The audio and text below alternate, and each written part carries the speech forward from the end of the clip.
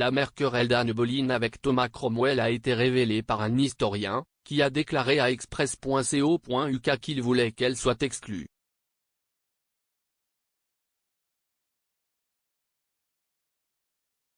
Anne Boleyn était la deuxième des 6 épouses du roi Henri VIII, qui a été exécutée par son mari 3 ans seulement après leur mariage.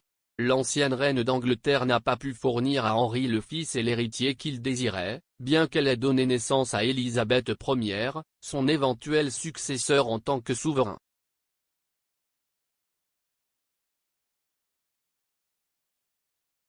Anne a été mise à mort à la Tour de Londres en 1536 après avoir été reconnue coupable de trahison et d'autres crimes, au milieu d'allégations selon lesquelles elle aurait couché avec les courtisans d'Henri.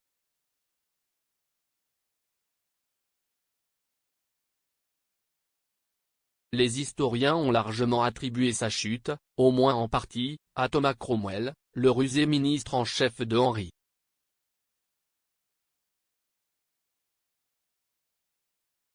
Le principal conseiller du roi a d'abord aidé Anne à épouser Henri en utilisant son expertise juridique pour l'aider à annuler son premier mariage avec Catherine d'Aragon.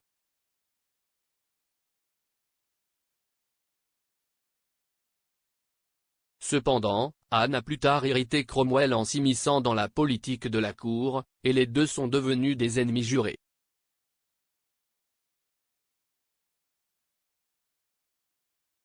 L'historienne Sandra Vasoli a déclaré à Express.co.uk, il voulait qu'elle soit exclue.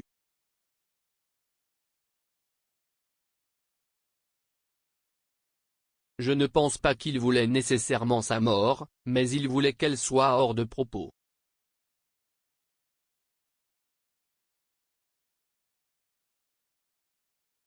L'expert, qui est basé aux États-Unis, a écrit le livre de 2015 Anne Boleyn Letter from the Tower, A New Assessment.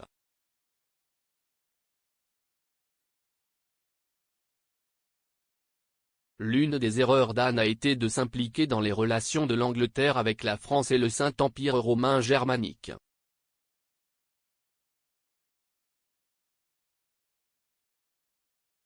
Elle était également opposée au plan de Cromwell sur la façon d'utiliser l'argent de la dissolution des monastères.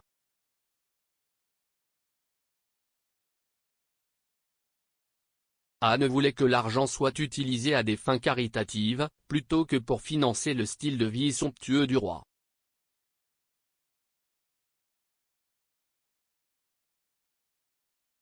Madame Vasoli a déclaré, elle voulait que l'argent aille aux pauvres. Elle était très charitable. Elle voulait de l'argent pour aller à l'éducation.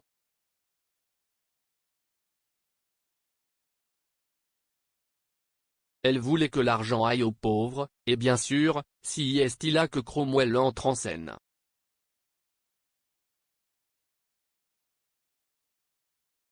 Il n'était pas autant réformiste qu'elle. Les deux, Anne et Cromwell se sont battus pour l'oreille d'Henri.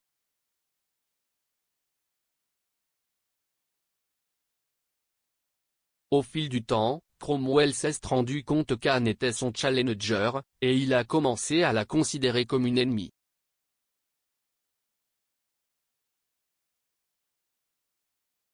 Alors que la querelle d'Anne et Cromwell se déroulait au tribunal, Henri essayait de diriger l'Angleterre à travers une période mouvementée.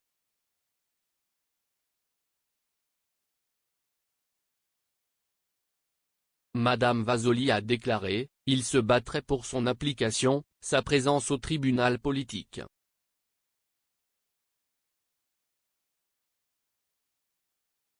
Il y avait des choses difficiles qui se passaient dans le pays.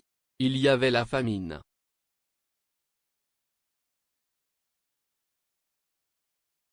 Il y avait les difficultés que tout dirigeant rencontre avec ce qui se passe dans le pays et aussi dans d'autres pays.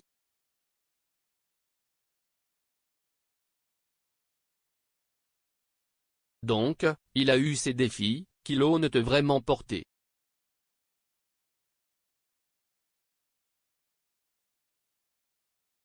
Puis finalement, Cromwell a vraiment commencé à jouer un grand rôle là-dedans.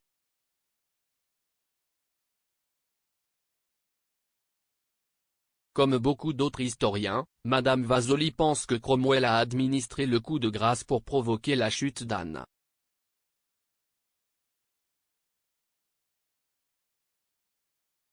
Elle a déclaré « Il est assez bien reconnu que Cromwell a conçu un plan qui mettrait Henri au bord du gouffre.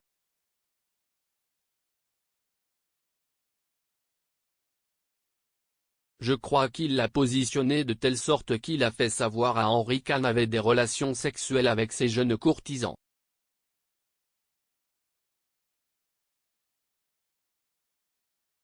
Anne Boleyn Letter from the Tower, A New Assessment a été écrit par Sandra Vasoli et publié par Made Global Publishing en 2015.